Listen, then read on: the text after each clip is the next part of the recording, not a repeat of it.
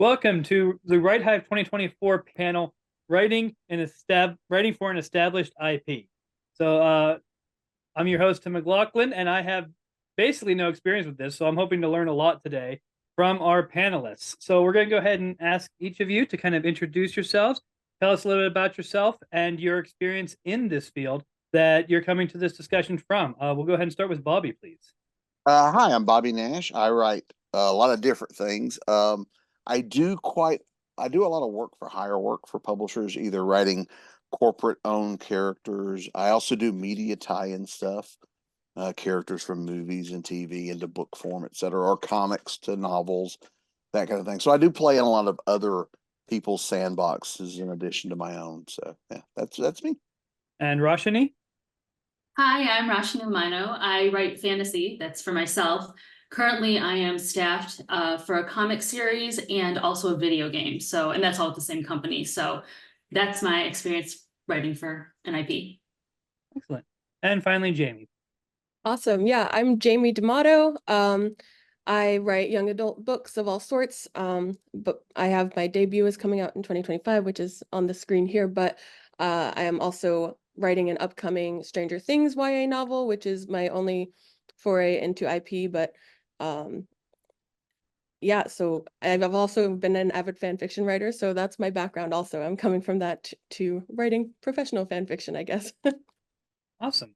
That kind of leads us into the first general topic I wanted to discuss was the place that writing for an established IP exists, because it sounds to me like it's somewhere between and involves aspects of original stories and fan fiction.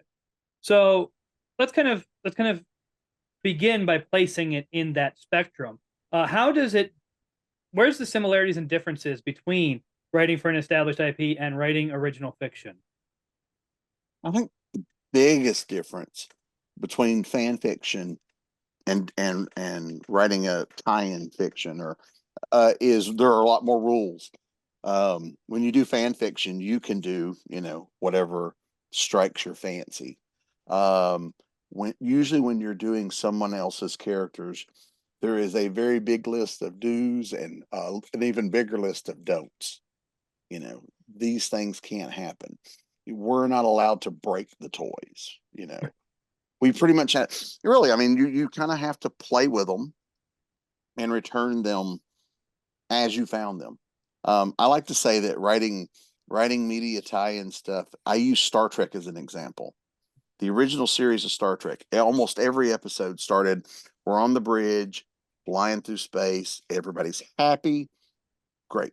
Some bad stuff happens, we have to solve a problem, whatever else. At the end of the episode, everybody's back on the bridge, we're flying through space, we're happy. That's writing other people's characters.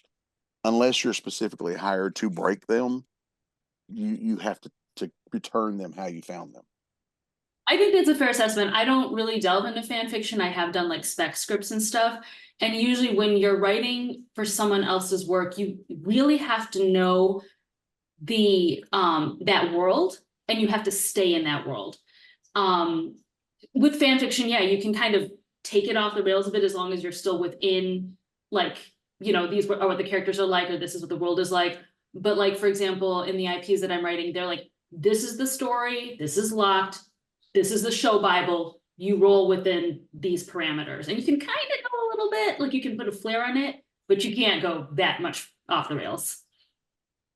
Yeah, I think the constraints are the biggest thing for sure that make it different. Because with fan fiction, a lot of times, I mean, people joke that the more like dark a show is, the more like light the fan fiction is, and vice versa, where like if you take Heartstopper and you put that in an apocalyptic universe, or you take whatever dark show and you put them in a coffee shop. So I think one of the big things is that tonally it kind of has to feel similar and you're really playing in that existing world.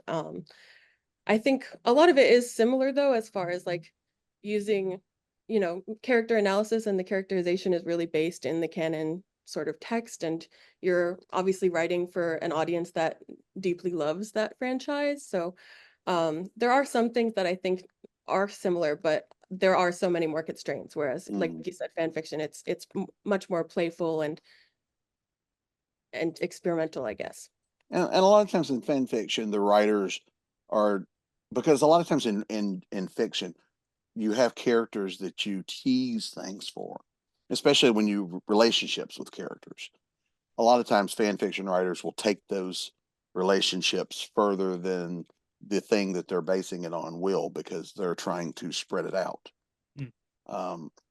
So those are the kind of things that, usually it's like, yeah, don't, you can't hook these two characters up. These two, you can't marry characters or kill characters or things like that. It's, yeah, like she was saying, a lot more just rules and, constraints of what you can do. My other thought too, and I'm sure you guys can speak to this, especially since you're writing for Stranger Things, and then you mentioned like Star Trek and stuff. If you're doing fan fiction, you're your own boss. If you're writing someone else's IP and you have those constraints, you have to answer to somebody.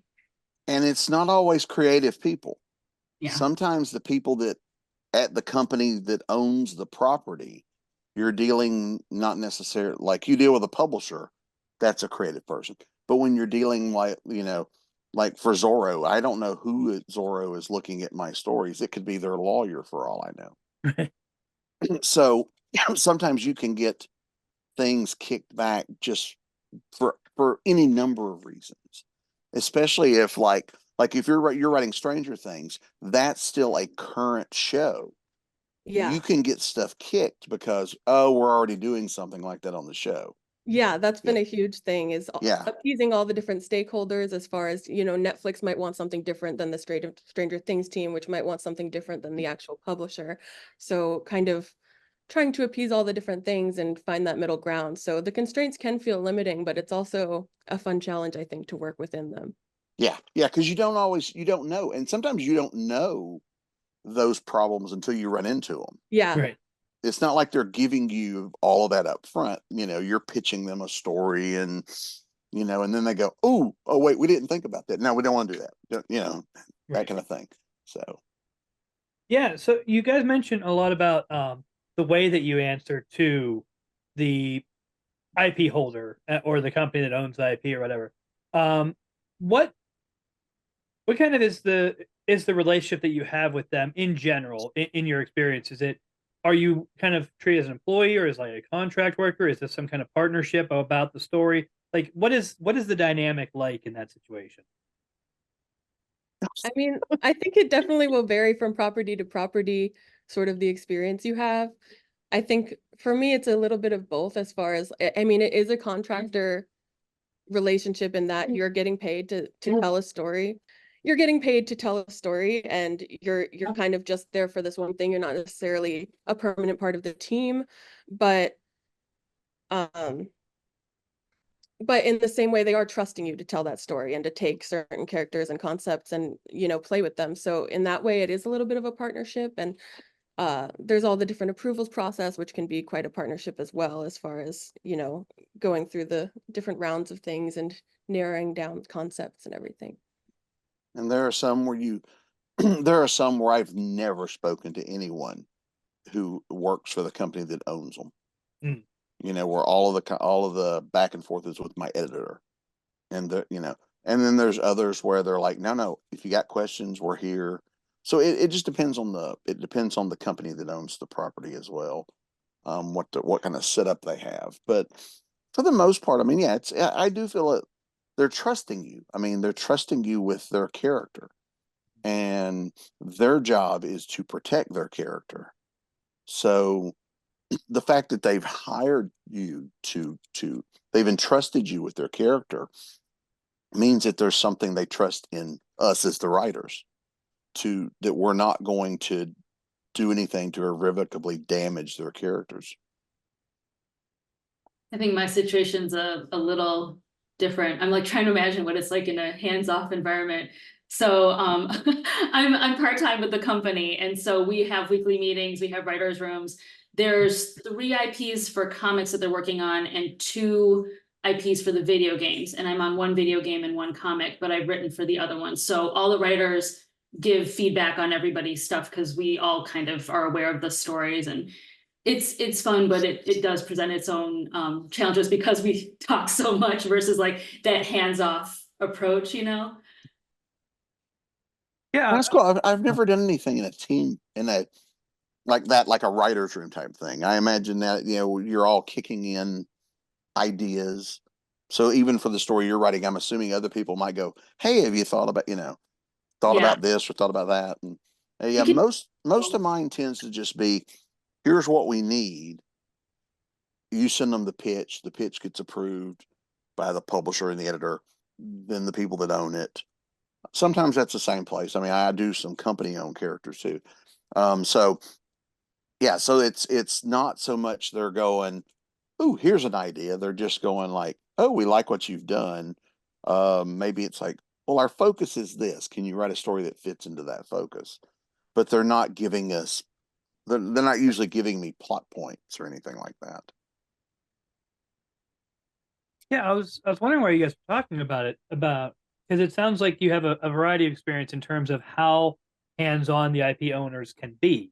But how do those different experiences kind of affect the way that you approach the story and the writing process? Because you either have, like Rachanee was talking about, having people in the room every week, and you're constantly checking in and finding out, getting feedback and talking about, and Bobby, you're talking a lot about periods of time when you have no contact, but you know that at the end you're going to be getting a lot. And so that's kind of always over your head, I'm sure. How does that affect your approach and how you handle the actual story and compiling of things? Usually depending on what it's for, like if you're doing something for an anthology, like when I did the Zorro anthology, okay, I know there's going to be 19 stories. So the first thing my thought is, okay, if what story are they already going to get pitches for? Because you can already tell, okay, these are going to happen. What do I do to make my story stand out? So I try to come up with a plot that fits within the universe, but I figure nobody else is pitching that story. So that's usually where I start. And then, if it's more of a novel or a novella or something of that nature, then it's just you pitch the best story you can and then get the notes and approvals and go from there. For me, that's a word for me. Yeah, sorry. I wasn't sure if you were gonna. But yeah, for me, it's been like we do rounds of approvals, and for me, I've been trying to send multiple pitches when we were doing pitches, so kind of not getting too married to any idea, putting a lot into each one, of course, and trying to make them unique, but trying to give options to sort of feel out, because I similarly didn't get a lot of guidelines of like, we want a story about X, Y, and Z. It was more like, we want a story with this character and anything that won't disturb the existing canon, basically. So we had a lot to play with there. But a lot of things did get, you know, rejected right off the bat. So it was kind of just being willing to like keep coming up with new things and keep brainstorming, and yeah, not being too precious with ideas, I guess, is my approach to it. You really have to check your ego Oh, because things can get kicked, not because they're bad ideas, but they Yeah. have business reasons. We can't do that. Yeah. And it's not Yeah. just about your vision as an author anymore. It's about the greater vision of Yeah. the IP or the editor you're working with and things like that. So yeah, definitely. Like, I think for me, it's a weekly ego check. It's very humbling. It can be a bit writing by committee sometimes. For the most part, we get creative reign over every writer's assigned to an IP, like pretty much permanently, even though we all have dipped into each other's pools at one point, just because the company was a lot smaller. But sometimes I can pitch an idea one week and see it kind of morph and change the next and be like, okay, we'll just you just have to be very, very flexible. But for us also, there's a lot of moving parts because it's a comic. So there's art and there's voice actors to think of. And like for the video game, there's like, we're following the design that kind of informs how we write the game. So there's that's why there's so many meetings all the time, because there's so many moving parts to it. So you guys have been talking a lot about pitching ideas. So how, I guess, what brought you to the place where you were interested in writing for established IPs, and how did you even get plugged into that, to the place where you could make pitches and people would would hear you out? I got invited to do some anthologies with characters that were not mine. Hmm. And so I did a few of those. And then after you, like anything else, you do enough of them, the publisher starts to go, hey, Bobby's pretty easy to work with. He meets his deadlines. You know, he wrote some stuff we enjoyed. Hey, we're doing this new thing. Are you it? So once you kind of establish yourself as being a good writer, and it's not just about the writing too. It's, are you easy to work with, or do you meet your deadlines? And once publishers, when they find people that can do those things and they like working with them, they will keep inviting you back.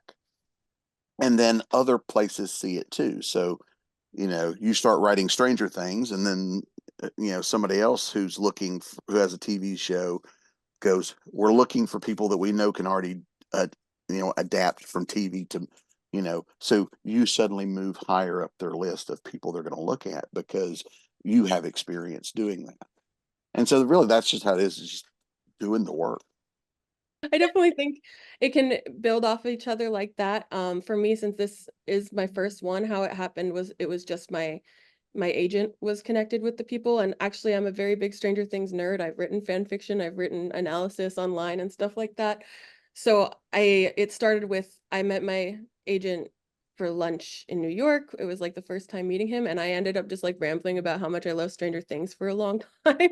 And he was like, I actually work with the people who write those books or who do those books. And I was like, get me in, put me in. And he did.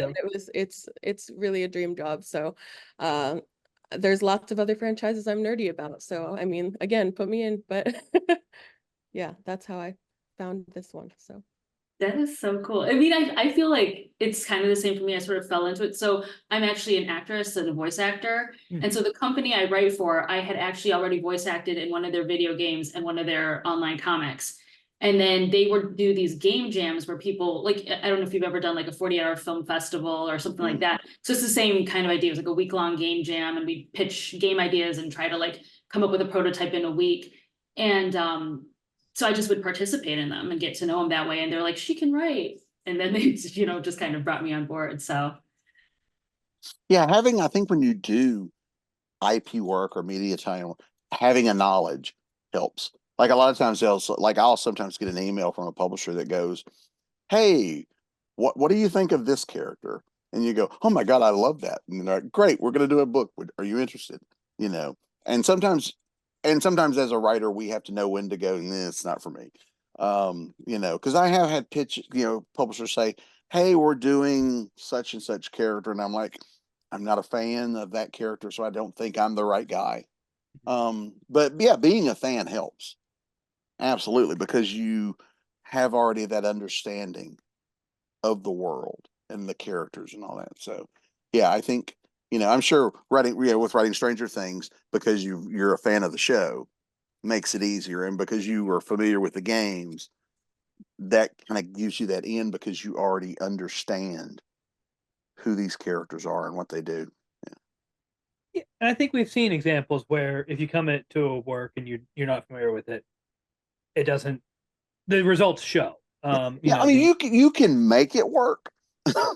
I will say one of the very first like company comic book jobs that was ever offered to me, the first like professional paying one. I got a phone call and they said, are you familiar with this title? And I was like, absolutely. I'd never heard of it before. And I ran out to the comic shop, bought a bunch of them, read them. And by the time we had our meeting a few days later, I was an expert. So you can fudge it to a point. yeah, But, I don't think that's fudging it though. That's putting in the work of it's research. reading the content. Yeah, research. Yeah. Because there are, and when you get into certain IPs, there are different licenses for different versions. I worked on Zorro. There are like 6 different Zorro versions. Which one are we doing? Because you can't do them all. They only have the license for this. Or when I did the Green Hornet, we only had the license for the TV show. So if it didn't happen in the TV show, we couldn't use it. So knowing those kind of things, because yeah, some of these long-term IPs have been split because there are so many different versions. You guys did talk about how you obviously you're not given like everything that the writers room knows about the TV show or whatever. But you did talk about like different versions or limitations on, having to deal with this stuff. How much information are you generally given up front about what you can and can't do or what your boundaries are or stuff like that? What can you usually expect for initial information? I mean, for me, I was given very broad, like I can't touch certain like supernatural elements or like some of the more plotty things. This was more of like a branch outside story type thing. So I was given that kind of restraint, but a lot of it was just running into things that like as we went. It wasn't like they told us up front, you can't do this. It was more like we pitched something and then they were like, oh, that's happening later, or that doesn't work because XYZ is happening, or things like that. So it wasn't so much like they gave me a one pager or a list of things. It was more like trial and error. I think for us, our limitations, this is gonna sound really weird. A lot of the comics like had been established at least for 2 books. One of them was already established like 12 books in. So we could read all of that and get all the backstory, but the issue was a lot of the lore is in the CEO's head, and he hadn't written it down in a show Bible. So we would write something and he'd be like, oh, that doesn't work. And we're like, but we didn't know. So for us, our limitation was just that there hadn't been an established show Bible, I guess, or, Bible in general. So we're like, okay, let's go back to the basics and get that all out first before we continue on with the rest of the series. Yeah, I did a story for a thing once, and part of the Bible was very thin, and it's like there are no rules. So I wrote my story, and the first edit note I get back goes, okay, remember how I said there were no rules? We now have some rules. You can't do, we need to change these things. So it can be very fluid. It can sometimes be at their whim, of them just going, you can't do that. Or, if you're writing something that's in production in other places, you don't know what they're doing, but what they're doing can affect what you're doing, with Zorro, for example, because there are Zorro productions happening. We were getting, we could get notes that goes, we are already doing an episode of the TV show that's going to focus on that. You can't do that. Because we don't want to do the same story twice or do 2 different versions. So those type of things can happen, and you don't necessarily know them up front. That's why there is more of a pitching a plot, like a more detailed plot with tie-in work than with just anything, regular work. They want to know that, they want to know what you're thinking so that you're not stepping on something else they already have in development. When you're doing this, what are some of the what are some of the pitfalls you can run into? What are some of the big things that you really need to avoid when you're dealing with this type of relationship with an IP owner or with the writing process? Well, I mean, it does, especially if you're writing something that previously exists. You do find yourself walking a tightrope because you have to put the stuff in that people know. When you're doing, when I did Green Hornet, for example, Let's Roll Kata, all that stuff has to be in there because it's in it was in every episode of the show. It's got to be in there, but you have to find ways to get all that stuff in there to give them what they're expecting, but still give them something new. And so sometimes you have to, there's a lot of that give and take of, falling into the nostalgia trap as opposed to telling a good story. And we have to find a way to work both of those things in. You've got to work in, things that people are gonna find familiar from the show that you're basing your book on. And so like, it'd be like writing a Star Trek with no Enterprise in it, or Stranger Things without 11, or Zorro without a sword. You have to kind of like straddle that line and figure out what has to be there, but then it also still has to make sense in your story. So yeah, some of those, it's like juggling. Yeah. There's such a balance, I think, between like wanting to appeal to fans and do things that they'll like and enjoy without going too far into like fan service kind of. Like you still want it to feel grounded in the original thing. But you do want to have those exciting moments that fans will eat up. So it's kind of a balance there. And yeah, I think also the balance of like wanting to stick to canon, but also wanting to bring in new ideas. So it feels like they're getting something new besides just sort of a recap or yeah, that's it. I was gonna say, for me, I think it's burnout. It can be very frustrating when you've pitched ideas and they keep changing, or you're like, we thought we had this story locked, why are we changing it again? And you have some creative control, but not a lot of creative control, if that makes sense.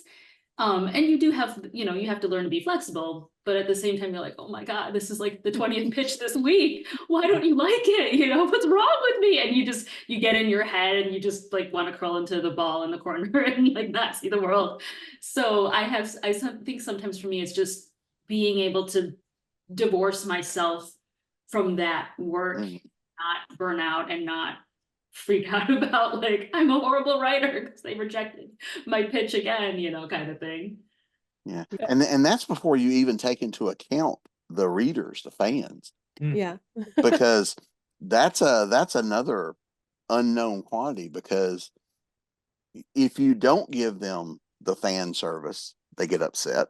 If you give them too much of the fan service, they get upset. So you have to kind of, it's almost a no-win battle, but you kind of have to learn how to like balance it. And I mean, I don't know about you guys, but the only way I learned how to balance it was just by doing it, and screwing up a few times, or getting that, oh, there's too much of this. Why are we focusing on this? Let's, and, but once you find that balance and you start doing it, you like, I kind of go in now knowing I already know what I can and can't do for the most part. I know I can't go in and blow up the town. You can't cut off somebody's, I can't cut off Zorro's arm, unless I can find a way for it to be back on by the end of it. So you kind of go in knowing those things, and we learn from just doing it, the do's and don'ts that kind of gives us a leg up. Even before we've read the Bible, we kind of already know I can't tell these type of stories. Now, one thing Rachanee said that really kind of stood out to me, though, there has to be an emotional and mental toll when you have a story, you're going down this path, okay, the original pitch was accepted, but now they're changing details. Now they're telling me that we can't do this thing that I had planned, and now I have to redirect. How do you kind of work through and accommodate the kind of emotional and the mental toll of having these changes and these aspects of the world that are outside of your control that can, really disrupt what you originally thought you were working? Besides eating a lot of chocolate. I was going to say cry in the corner. Yeah. Yeah. That's probably the most honest answer. I'll be like, treat yourself. Hi, Starbucks. They know me very well over there. I mean, so sometimes you just have to take that step back. Like, I'm a very fast writer, and when I get an idea, I will just hammer it out. And I've had to kind of be like, okay, I need that sort of, I've asked for more time on a deadline, basically, because I need that time to just sort of mentally prep myself to go back in. Like, to me, there's something wrong if I'm not excited to work on it. So that means I kind of gotta like gird my loins and get in there, and like writing my own stuff helps, because that means I can kind of go in my own direction and not have to be beholden to someone else. But then like at the end of the day, like knowing that like I am a hired gun, and I'll give you what I can give you to the best of my ability, but it's your thing. So if it works or it doesn't, I did my best is what I'm trying to say. You know what I mean? Like, instead of putting it all on me, like, oh, I have to make this work, you really have to just step back and be like, it is a job, even though it's creative, here you go. The world can decide what happens next.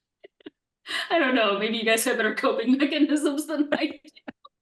Yeah, Yeah, I mean, I think just getting distance, like you said, working on other projects sometimes and um absorbing yourself in other stories. For me as a fan, I think sometimes it's harder and sometimes it's more fun almost when they say no to certain things. It's almost exciting because I'm like, they'll be like, no, that's going in season 5. And I'm like, wait, that's gonna be in season 5. So Ooh, like there's little things like that where sometimes all the no's are like, well, they have reason and it's not personal. Like so you kind of can logic your way through that of like this is a business relationship. We're just trying to we're all mutually agreed on the direction of putting out a good product at least and putting out something we're proud of. So usually we're aligned on that, if not the specifics. So I think just leaning on that a little.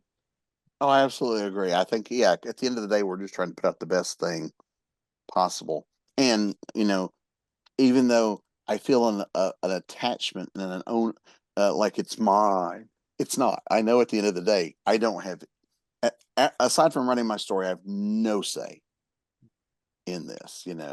I don't have any say on how they're going to release it, how they're going to promote it. I don't have, it goes out of my hand at that point.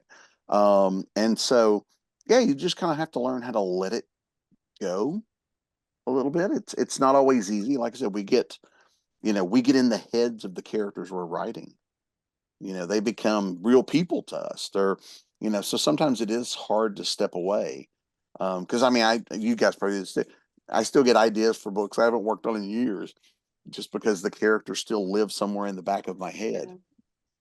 But yeah, but just being able to do your best work and then go, okay, hand it off to somebody else and move on. Yeah. I think with IP, you do need that healthy distance. Like as much as I love it and as much as it does become personal when you're the one writing it, it's like ultimately, I mean, yes, it's your story, but it's not totally yours. And I think you just have to know that and know that ultimately it's not a Jamie D'Amato book. It's a Stranger Things book that I happen to write and I love it, but you don't have the same ownership, like you said. So Unless somebody doesn't like something and they're going to blame you. yeah. If it goes right, it's like, wow, this Stranger Things book is awesome. If it goes bad, man, Jamie did this horrible thing. Yeah. It's you can't, and it gets, a little frustrating, but yeah, but that's part of the gig. I know when I go write some of these characters, I am less important to the audience than the characters. Yeah. They're picking this book up first and foremost because they like these characters. And then the hope is they'll like the story we're telling. And then maybe come back again or follow us and pick up something else we've done. That's the hope. But for the most part, doing these, yeah. If I'm writing Spider-Man, I know that they're not buying this book because I'm writing it. They're buying it because it's Spider-Man. And then hopefully they like it. One thing that has kind of occurred to me throughout this conversation is that generally in writing, it's seen as a very lonely profession. Like I've written a number of books myself, and it was just me. Like I was writing them, and then they existed. But obviously, you have these other people who are engaged with it. Sometimes very obviously have people in the room with you or people that you're checking with occasionally. Sometimes they're more distant, but does it feel like less of a lonely encounter or less of a lonely endeavor when you have this other body that's invested in the story throughout the whole thing? Not Does really. that contribute at all to your experience of the writing? I don't know, not really. I mean, I'm still alone when I'm writing it. It's me in my office, doors closed, music playing, and so all that that doesn't change. It's just me in a room, doing what I do. Um, and usually by the time you start interacting with editors and the people that own it after you've written, you're already working on something else. Hmm. And so it's kind of this, it's a juggling act. We're working on the next thing when the edits come back on the previous thing. So you stop, you go back to this, then you have to kind of put yourself back into that headspace of that book that you were working on 6 months ago or two, however long ago. And so there's a lot of that. There's a lot of that back and forth. And you may come back and I haven't thought about this book in 6 months. Now all of a sudden I'm going back into it. It almost kind of becomes fresh because I've given myself some distance. And but yeah, but other than that, I mean, the writing part for me isn't much different. I'm still in here by myself, talking to myself as I'm sounding out the character dialogue and all this stuff, Yeah. Ours is a little different. For the most part, everybody has one IP that they're taking care of. Excuse me. But for the game, I'm actually underneath the lead writer, and on the comic, I was actually co-writing with somebody for a while, and then he moved to a different IP. And that has its own challenges because now you have to make sure your ideas are always like meshed and work well together. And so if you have different visions, you're like, oh boy, this is a problem. So it kind of depends, because like, for example, in the game, it's more like he's my boss and I just execute what he tells me to. And we do like talk out story ideas and I'll pitch and stuff like that. But for the most part, like he has like his thing and he just tells me what to do and I execute. But with the other one, with the co-writing thing, we had a lot of meetings trying to get him up to speed on the IP, trying to figure out if like this direction that they were going in was even like feasible. So yeah, in a And way, kind of like being by myself because Yeah. you can go faster. and in comics too, you as the writer in comics, you have to have conversations with your artists. The art too, So yeah. that happens. But yeah. Yeah, I would agree. I think it's still pretty solitary. I mean, you have it's kind of like you have a boss, I mean, that you're thinking of as you write a little bit, like you have the inner editor who's saying, oh, they might not like this or whatever. So it does change a little bit just as far as you have that other thing that you're thinking about in the back of your mind of this person's perspective is going to matter. But when you're actually in the writing and you're actually doing the thing, it's really, yeah, it's about yourself and getting through the draft in your process. And then once you get edits, it's a different story, but that's kind of typical publishing things and not so much a super collaborative difference, I guess. So what is the role of like authorial voice in this type of thing? Because obviously the story has to feel like a story that belongs to this IP, but in terms of the way that you write it, is it, in your experience, generally expected that it has the same basic authorial voice as existing media, or do you have that freedom to kind of write it the way that you write? I think it totally depends on like the character or characters you're writing the point of view from more than anything, but I think, I mean, for me, the character that I was writing for has a voice that I feel like feels like my writing voice. And I do think that's maybe why they chose me, and that when they choose a writer to work with, they are choosing based on the voice, because that's kind of the biggest thing you bring to the table as a writer for IP. I would say. So if you submitted a sample or did an audition or whatever, your voice probably resonates with whatever project you were chosen for, hopefully. So for me, it was like I was able to embrace my own style and voice in a way that felt really true to the character who was narrating. So it wasn't something I felt like I had to tone down or alter. I just kind of embraced it and hoped that it worked, and I think it worked. Yeah, I think mine, I still get to I still kind of write the same. I mean, you go into it knowing, I mean, depends on what you're working with to which IP. If it's an IP that, say, if you're doing a TV show where the main character narrates the story like I did this and I did that, then you kind of have to do that. You wouldn't want to do a third person because that's not how the show does it or whatever you're basing it on. But for the most part, yeah, as long as it still feels like the IP, yeah, because that IP existed before I got on involved, so it still has to feel like and sound like that IP. I can add my little flourishes to it, but at the end of the day, it's not my character, it's that character that exists, and I have to, my job is to service those characters. And so you kind of have to just make sure you're writing it in a way that feels authentic to that character. I know for us, the video game, the nice thing about it was we're starting from the ground up, so I can put my spin on it as far as how the characters would sound in my head. And I tend to write very conversationally anyway. The comics, since they were already established, and it's also like steampunk and kind of British, so I have to remember to put a lot of like Britishisms in there.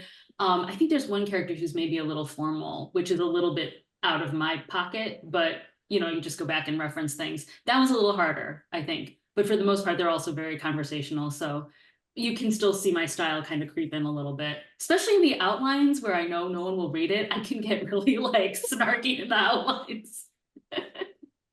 Yeah, it's we did several years ago. We adapted an Edgar Rice Burroughs novel, At the Earth's Core, into a graphic novel.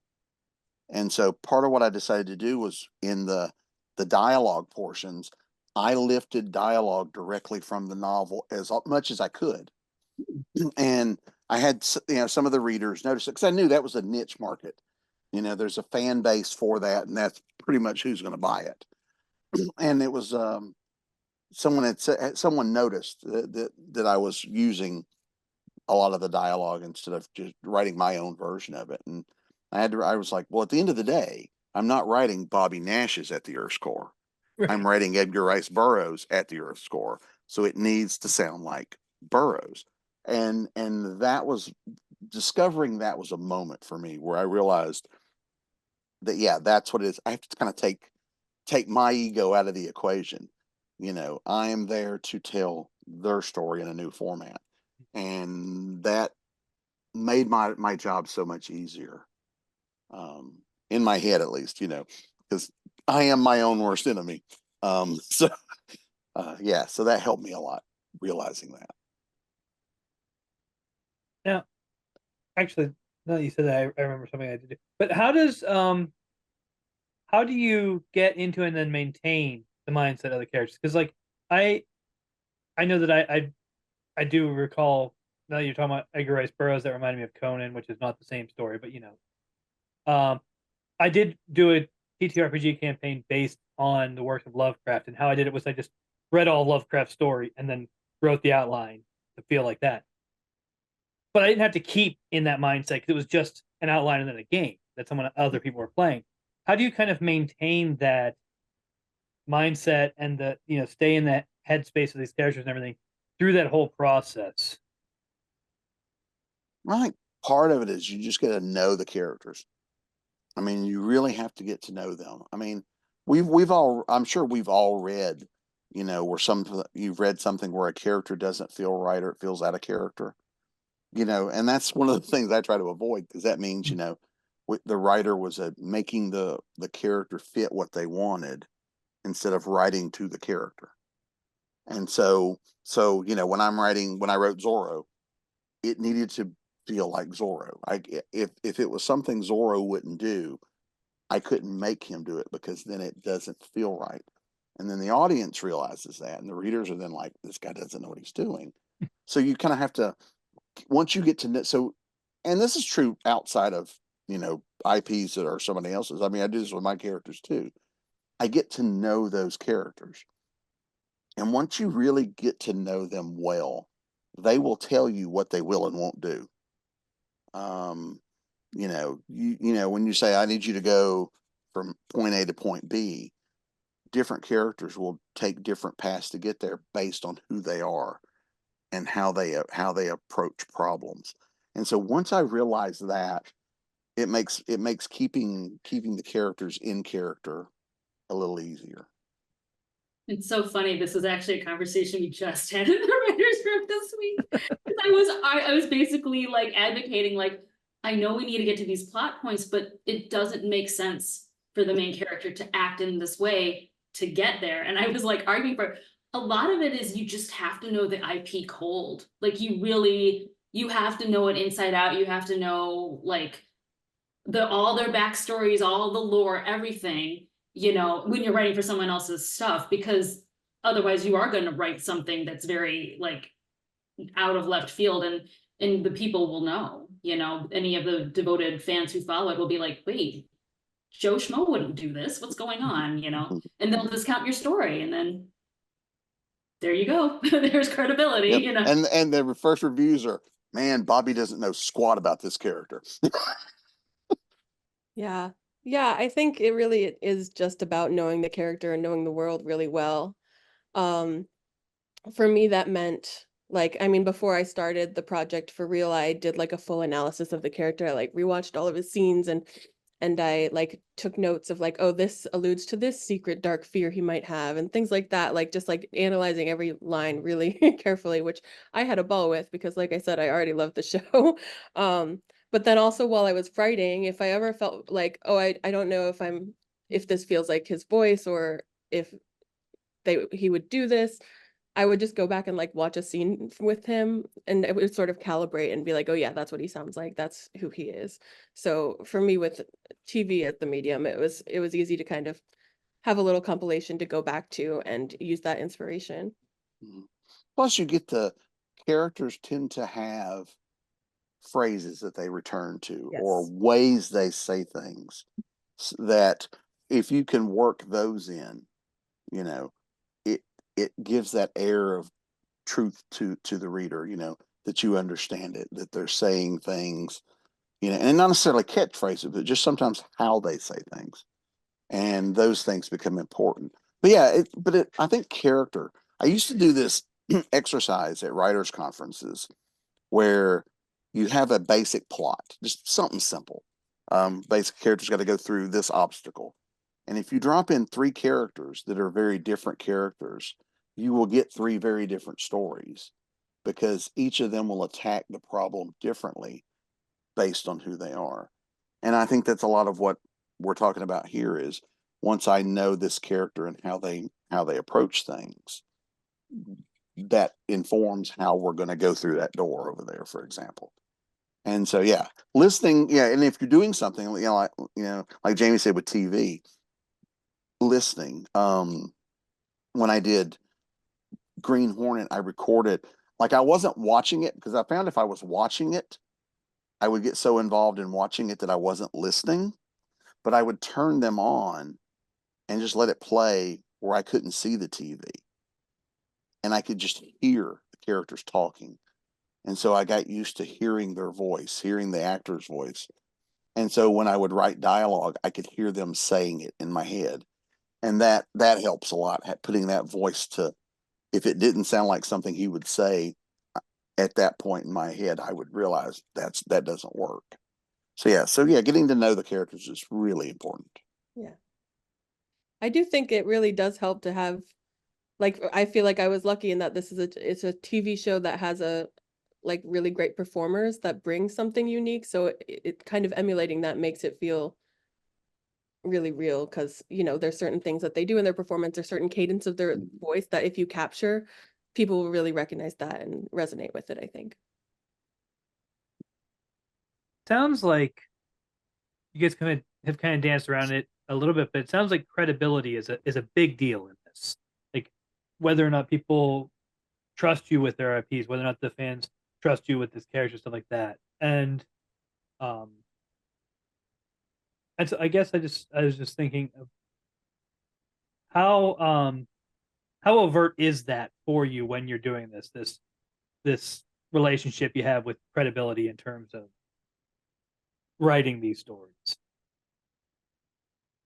I think it's huge. So I come at this from a script writing background and I used to spec scripts a lot. And so it was a lot of watching the shows, learning the IP. And then the whole point of a spec script is you're slotting in something that in theory they could just shoot it next week and it would fit perfectly, seamlessly with the canon of the story. And that is a hard job.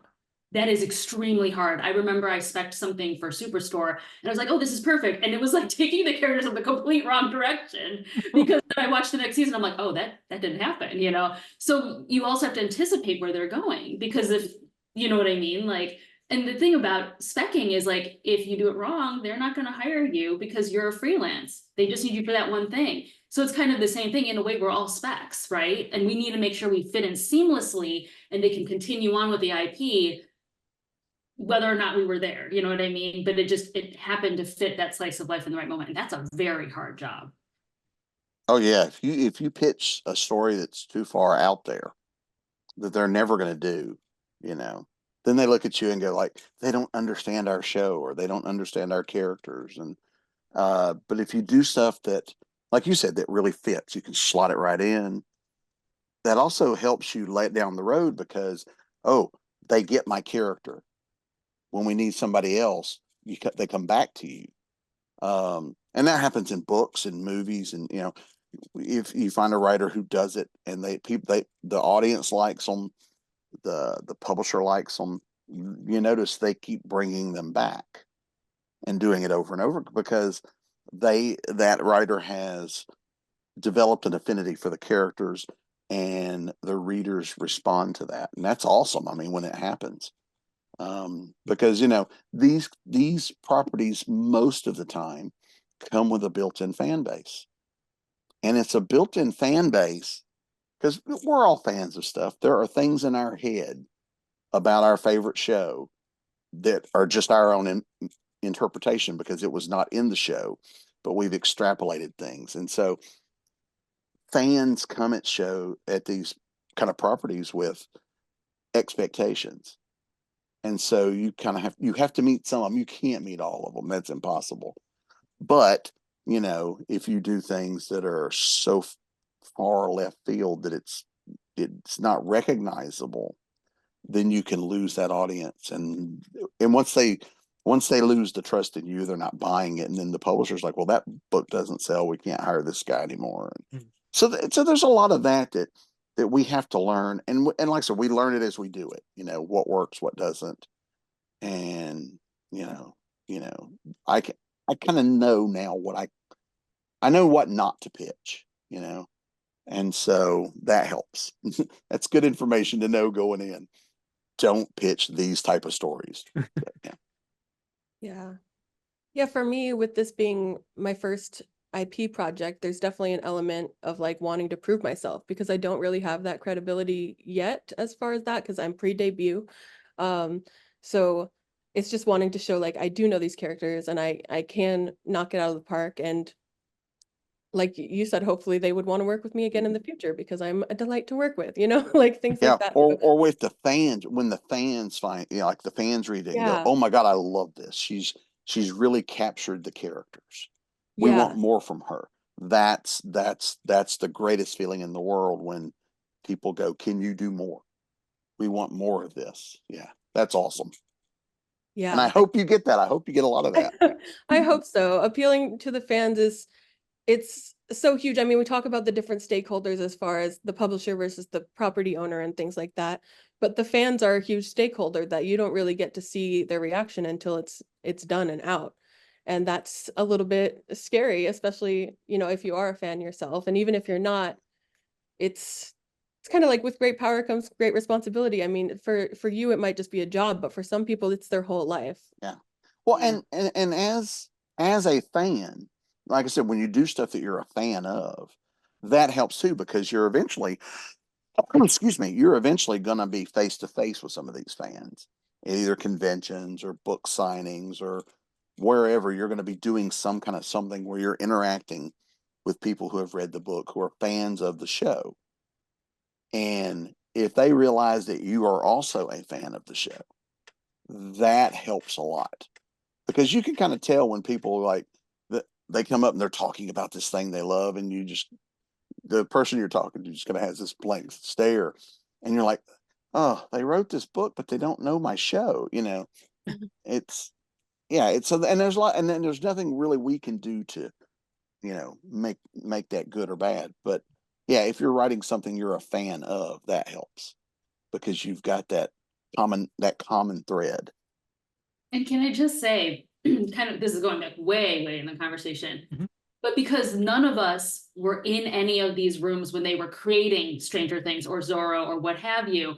Like, for example, when Jamie, you said that you pitched stuff and they were like, oh, we can't use it because that's coming up. The fact that you know it that well without even having been in the room when they created it is amazing. And we have a tough job because we have to be that good. You know what I'm saying? To know where it's going, but we weren't even in the room when you made it up, you know? Like, it's a very tough job. Yeah, so you have to understand it. Yeah. Yeah. Yeah, that's where I was kind of saying, like, sometimes where they say no can be interesting and fun too, because you're getting, you're getting confirmation of things, or you're realizing that you did extrapolate that sort of character to the right arc or whatever, even if you can't use it, yeah, Knowing the right track, you're like, oh my gosh, yes, I'm doing it right. Yeah. It's good validation, even if you can't write about it. yeah. Mhm. Well, we should start wrapping up. So I just want to ask, last thing, is there any other kind of aspects to writing for an established IP that we haven't really explored or didn't explore enough that you think people who are interested in maybe exploring doing this or getting into it, or just really want to know more about it, would really benefit from hearing about it? I guess that, I mean, if it's something you have an interest in, I will tell you, based from my experience, getting that first crack at it was hard. There's already a lot of people that do have experience writing for IPs. It is tough to break in, but that's almost the case of any writing. I think it's tough to break through that wall. But going and approaching it from the standpoint of, I know this property, I understand it, and then just keep trying, showing what you can do, and uh, you know, don't try to. I mean, we always say don't chase the trends. You know, if you're pitching, pitch the stuff that you're interested in, that you think you would be a good fit for, and start from there. Just do the specs, submissions, send them. This is what I can do. There are people that do fan fiction that then get opportunities because their fan fiction gets seen. There are people that just do specs and do it that way. So find your niche and practice and become so good and have such a good idea that they can't not hire you. I was going to say practice is a big thing. Learning how to spec is a big, big thing. Learning how to pitch your spec is a big, big thing. So just practice, practice, practice for sure. Yeah, I think a lot of that, I think also just IP a lot of times is on pretty tight timelines. So I think just being able to be strict with yourself as far as, setting those deadlines and um, doing whatever daily word count process works best for you to get something done. But yeah, I think just putting yourself out there, especially for the things you really love and care about, because that's, I think, where you'll stand out the most, if you're truly a fan and you truly know it well. Um, but yeah, that's all I have, I think. I guess one last question, and we'll have to be probably fairly quick with it. But we've been talking about pitches. How similar is the pitch if you're trying to pitch for an established IP versus if you're trying to pitch like to an agent for an original story or something like that? Like the pitch itself, is that a similar kind of beast, or is it going to be very different? I've never pitched one to get the job. Usually it's like the publisher has said, "Hey, I want this, do a pitch." So I've never had to pitch one going, "Here's, I think you should hire me because."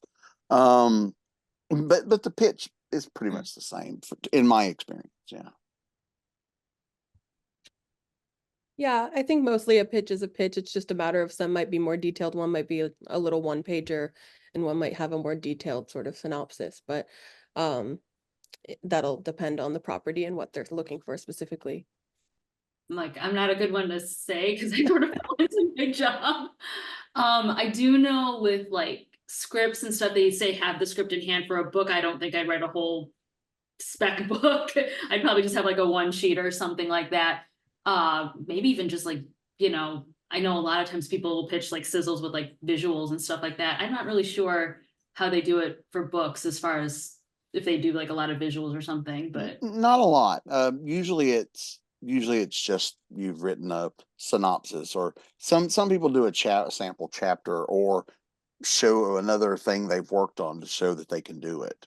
But yeah, I don't usually add any kind of artwork to my pitches.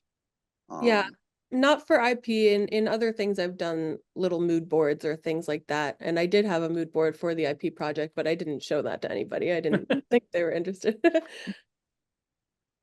Yeah, because really, at the end of the day, they don't care how you get it done.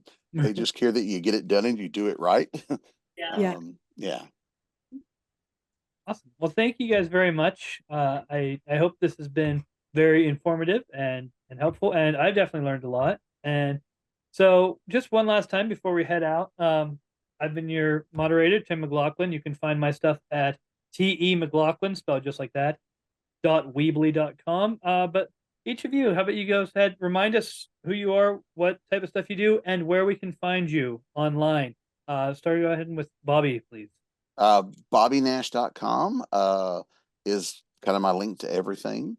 Ben-books.com is my indie press. But you can find everything at BobbyNash.com. I'm all over all the social media, so stop by and say hi. And Rachanee? Rachanee, where is it? There it is. So Rachanee.net, just my first name.net. And then on socials, my first and last name, Rachanee Lumayno. And I write YA fantasy. So that's my first book there. And you can check out the series. And Jamie. Yeah, I'm Jamie D'Amato. You can look at jamiedamato.com, which will have all my socials, info about my debut. Stranger Things stuff is not on there yet currently, but it might be by the time this is aired. But yeah, and that'll have all my socials and things like that. But yeah. Awesome. Again, thank you so much to all our panelists, and I assume to everybody in the Discord who's been chatting this whole time. And thanks for joining us, and enjoy the rest of WriteHive 2024. Have a good day.